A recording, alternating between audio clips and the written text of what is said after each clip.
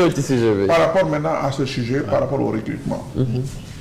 Amadou ñun désolation lañ am frustration inquiétude lañ am par rapport à ce qui s'est passé sur le recrutement des 2000 enseignants. Ah oui, pourquoi?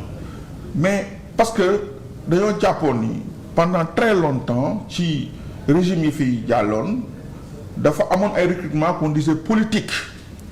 On se rappelle des 5000 recrutements avec le président Macky Sall récemment, où on accusait ce régime-là d'avoir fait des recrutements politiques, malgré ça qu'ils ont poussé la date d'âge jusqu'à 40 ans. Mais on savait tous qu'il y avait un recrutement politique. Comme.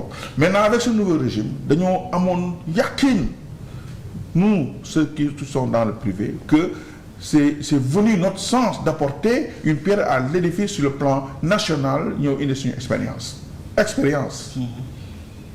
Mais à notre grande surprise pour le recrutement, gars yi def ay critères yoo xamante ni ñun on pratiquement tous les critères ñun am nañ ko sauf ñu am luñ ci cabaxal def ci la limite d'âge.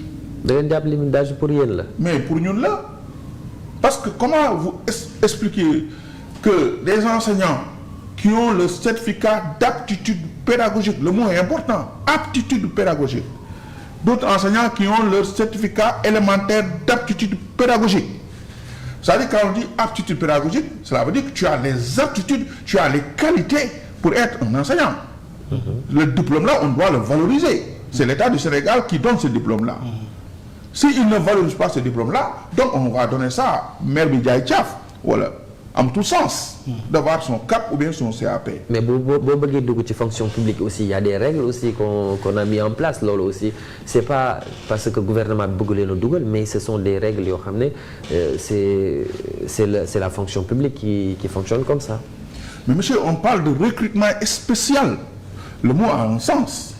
Mais on entre dans la fonction publique. Mais quand on dit spécial, ça veut dire qu'il y a quelque chose qu'on met qui n'était pas là.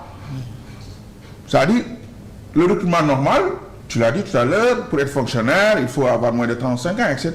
Mais quand on fait un recrutement spécial qui est urgent, parce qu'on est au mois de février, on est donc au deuxième trimestre de l'année 2025, de 2025. C'est Olaf.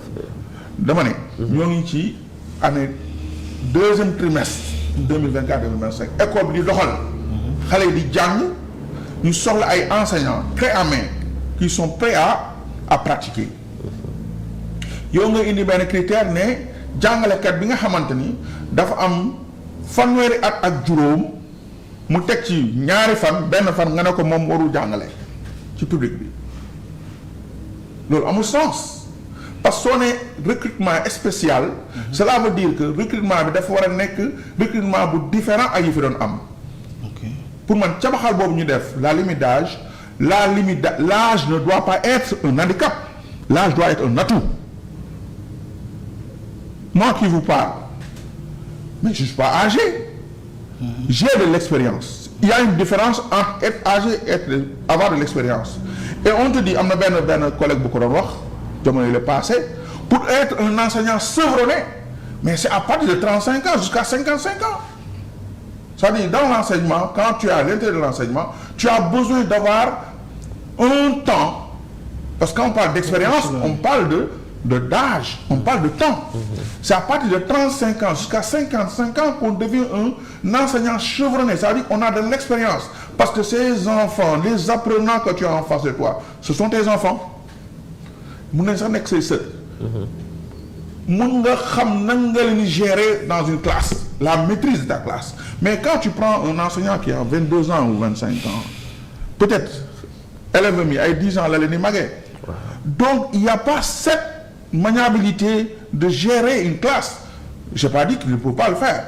Mais pour moi, le fait de discriminer des gens parce qu'ils ont 35 ans plus un mois, une journée, ça dit quand moi j'ai 35 ans, une journée, je ne dois pas aller dans la fonction publique. Ça n'a aucun sens. Le président de la République, on est président de la République à partir de 35 ans. Pour c'est bien. Le président de la République a 35 ans. Il y a le ministère de l'éducation, ministère des forces armées, ministère de l'intérieur, il y a un coach là. Nous avons 35 ans là, nous avons fonction publique. parce que dafa war a jàngale mais il y a une incohérence il faudra des réformes sur ça 35 ans par rapport à actuellement nii tey xam nañu plus ñuy dem avec ci santé bi comment nu muy demee mais espérance de vie bi day gën a yokk avoir 40 ans c'est rapide. D'accord est-ce que là